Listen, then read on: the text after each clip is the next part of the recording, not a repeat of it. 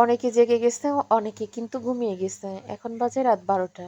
তো রাত 12টায় আমি কিন্তু সেহরি রান্না করে মাত্র ঘরে আসলাম। আসলে আজকে এত বেশি ক্লান্ত ছিলাম, এত বেশি কষ্ট হয়েছে, তারপরেও কিন্তু এই কষ্টের ভিতরে সুখ ছিল বা আনন্দ ছিল। কারণ আজকে কাজ আমি একা করিনি, আমার সব যারা আমাদের বাসার সব ছেলে মেয়েরা পর্যন্ত আজ কাজ করেছে। আলহামদুলিল্লাহ। এটা তো আমি হয়তো আরো একবার ভিডিওতে বলছি।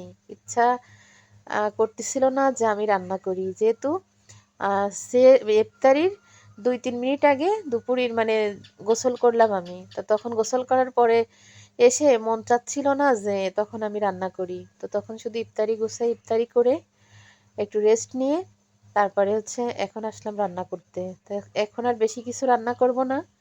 শোল মাছ দিয়ে টমেটো দিয়ে আলু দিয়ে রান্না করব।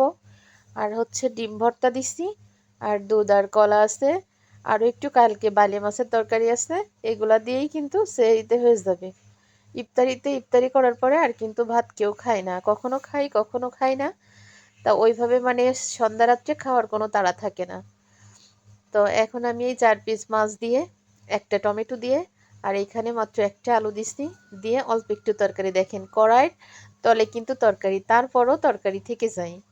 আসলে তরকারিটা কিন্তু অনেক মজা হয়েছে। আজকে কাঁচামরিচ, জিরা, পেঁয়াজ, রসুন সুন্দর করে ব্লেন্ডার করে বেটে একদম কষাই নিয়ে মাছ দিয়ে আলু দিয়ে একসাথে দিয়ে দিছি। যেহেতু মাছও অল্প, আলুও একটা, এই জন্য আর কষায় উঠাতে যায়নি।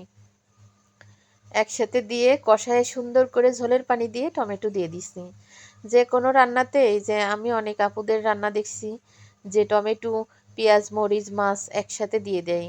এগুলো একসাথে দিয়ে দিলে কিন্তু পেঁয়াজ মরিচটা কখনো ঠিকঠাক মতো সেদ্ধ হয় না, তরকারির সাথে কিন্তু মেশে না। কারণ টমেটোর একটা টক আছে, এই টক যখন পেঁয়াজ মরিচে লাগে তখন কিন্তু ওরা একদম মানে শিরেই থাকে, সিদ্ধ হতে দেরি লাগে। কিন্তু এই হওয়ার পরে তরকারিতে টমেটো দিলে ঘ্রাণটাও থাকে সুন্দর, তরকারির স্বাদটাও কিন্তু বেশি হয়। তা আমি আরেকটু ঝোল রাখবো, রেখে আরেকটু ঝোল কমিয়ে তারপরে হচ্ছে নামাবো। আর ওই রাত্রে শুধু একটু গরম করব, আর ডিম ভর্তা করব, আর দুধ আর কলা, এটা তো সবসময় থাকে। এত রাত্রে ভয়েস করতেছি বা ভিডিও করলাম।